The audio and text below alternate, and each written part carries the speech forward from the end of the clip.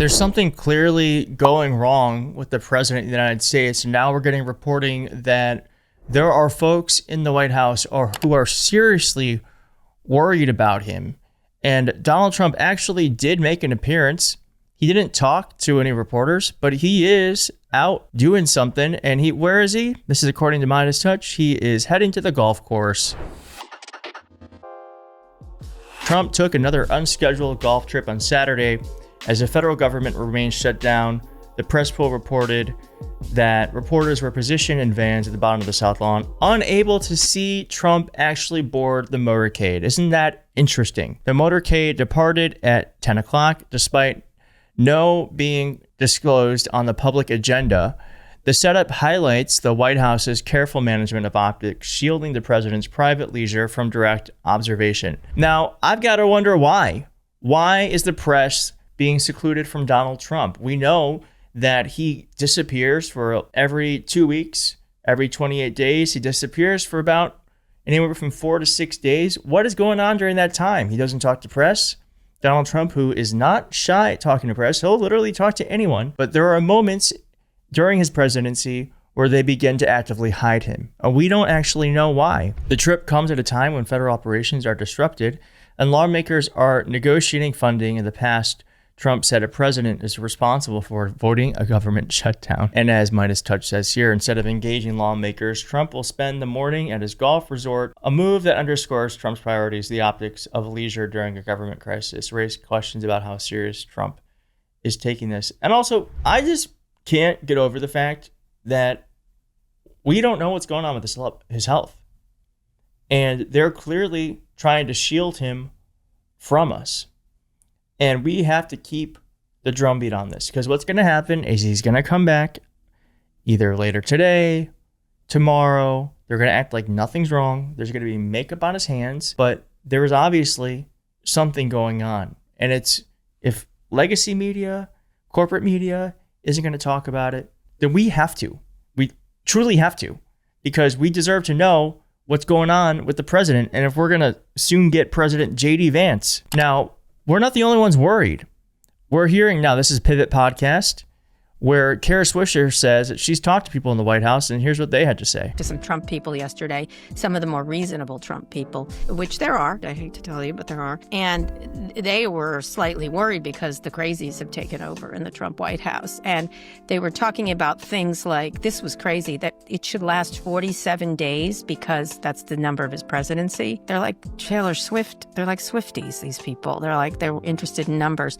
And they're talking about a full, sort of prostration of Democrats. You can see Russell Vought getting a hard-on about firing people and getting rid of government. And I think from talking to some Trump people, there's a group in the White House which is like, let's let it last forever. Like, this is great. Like, they're giddy about it.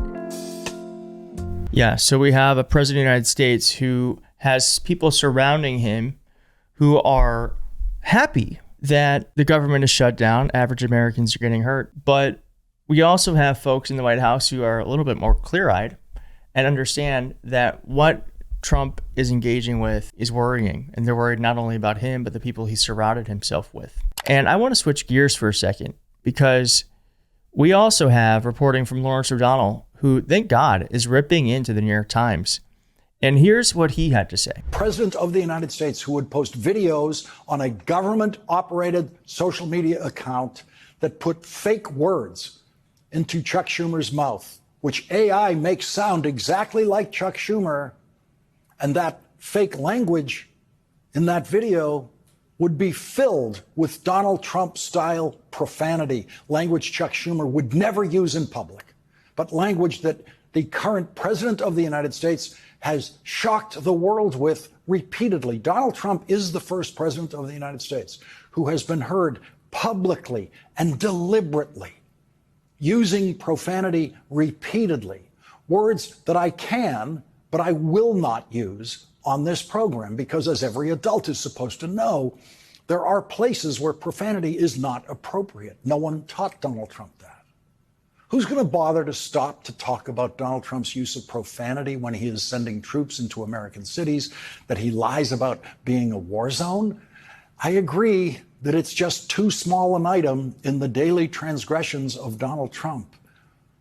But remember, don't ever forget that the American news media almost unanimously agrees that Hillary Clinton lost her presidential campaign because she used the word deplorable once to describe some Trump voters, some of whom proved themselves willing to behave deplorably and violently for Donald Trump on January 6th, when they became the only people in American history to attack the Capitol of the United States on behalf of their presidential candidate.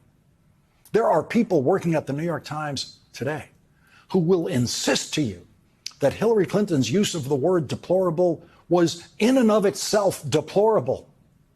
Those same people have nothing to say about Donald Trump's use of language. Absolutely nothing.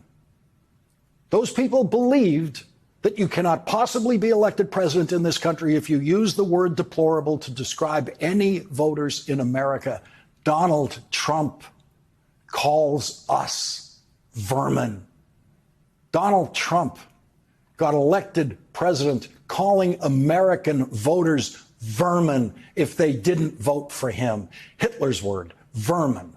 Donald Trump is now using fake AI sound of Chuck Schumer saying that all Democrats are pieces of crap. And of course, he doesn't use the word crap. I just cleaned that up. But all Democrats, all those wise pundits who've been telling you for years that Hillary Clinton couldn't possibly be elected in this country if she's going to use a word like deplorable in a political campaign referring to voters on the other side, can only make that argument now by completely ignoring every single thing Donald Trump has said publicly about voters who do not vote for him. Every single thing he said. When Hillary Clinton used the word deplorable, it was in a private fundraiser. She did not intend for it to be heard outside of that room. Sure, she was way too relaxed in that fundraiser. It's not the kind of thing she would have said publicly. But Donald Trump says deliberately and clearly into microphones for all the world to hear that all Democrats are lunatics. That's his word, lunatics. Donald Trump thinks 75 million Americans are lunatics for voting for Kamala Harris. Donald Trump has said the ugliest things about American voters that any American politician has ever said. And Donald Trump went on to win the Electoral College after saying those things. And the New York Times simply doesn't know how to handle what Donald Trump says and does. I don't know how to handle it either. I feel my way through the Trump mud every day. I don't confidently know what to ignore or what not to ignore. But I do know I have to think about it. I have to think about it all the time. I have to think about it every day. I have to face all of it. And I have to decide what aspects of the Trump poison we should examine in this hour that we have on this program. Tonight, the New York Times and the Washington Press Corps are drowning in the deviancy and perversity of Donald Trump and his White House, all of whom, everyone working in that White House, supports this deeply perverse use of government-operated social media to put out poison and what is clearly raw insanity from the darkness of Donald Trump's mind, and the White House press corps has just drowned in it. They're lost in it. They have internalized it. They have fully accepted it. That is what the New York Times and the Washington media have done so far this week. They have accepted it to the point that when the New York Times wrote its big editorial about the government shutdown, everything it wanted to say about it, titled "The Real Stakes of the Shutdown," they didn't mention what Donald Trump did instead of negotiating a way out of the shutdown. They didn't mention what he has done on social media, putting a sombrero on Hakeem Jeffries' head, putting fake words in Chuck Schumer's mouth, profane, awful, stupid Trump words. They didn't even mention it. The real stakes of the shutdown are insanity versus sanity. And the press corps does not know how to face that. And that, I mean, sorry for the longer clip, but that is, first off, I think that was just really brilliant. Lawrence O'Donnell is one of the few people in corporate media telling the truth. But that's why it is so important independent media exists. And that's why I'm so grateful that I have this platform to talk about this stuff without anyone censoring me. And I'm so grateful that you have given me this opportunity to speak my mind and for people to actually hear it. Because in order for things to change, you got to do things differently. And I think what is happening right now clearly is not working. And we need to have a real check, not only in this presidency, but we also need to have people really fighting for the truth of what's happening. Because clearly the New York Times isn't up for the task. So it's really important that we have independent sources that are willing to do it. And I'm one of them. And so if you like it, do hit like. And if you're not subscribed, please consider subscribing, and I'll see you soon. Bye.